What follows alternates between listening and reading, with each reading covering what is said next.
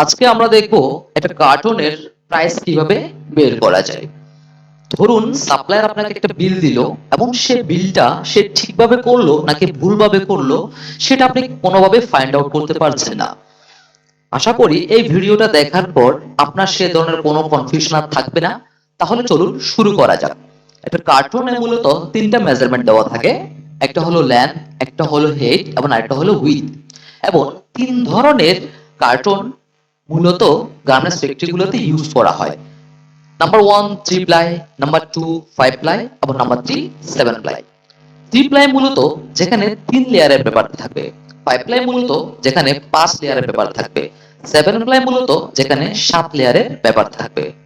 ধরে নিলাম আমাদের কার্টুনের লেন্থ হলো 50 ইঞ্চ, কার্টুনের উইডথ হলো 24 ইঞ্চ এবং কার্টুনের হেড হলো 13 ইঞ্চ। এখন আমরা যে ফর্মুলাটা ইউজ করব সেটা হচ্ছে length plus width plus 2 inch.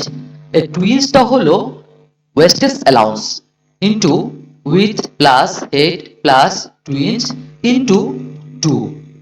অর্থাৎ লেন্থ আমার দুই সাইডে আছে, এই সাইডেও আছে লেন্থ, আমার এই সাইডেও লেন্থ আছে, হেড এই সাইডেও আছে, আমার হেড আমার এই সাইডেও আছে, উইথ এই সাইডেও আছে, আমার এই সাইডেও আছে। সেজন্য টোটাল ফর্মুলাটাকে আমি 2 দিয়ে গুণ করব।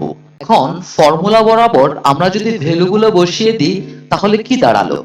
আমরা যদি ফর্মুলা বরাবর ভ্যালুটা বসিয়ে দিই তাহলে আমাদের आंसर দাঁড়ালো 5928 স্কয়ার ইঞ্চ। কিন্তু আমরা যখন সাপ্লায়ারের সাথে প্রাইস নেগোশিয়েট করব সেক্ষেত্রে আমাদের প্রাইসটা হবে স্কয়ার মিটারে।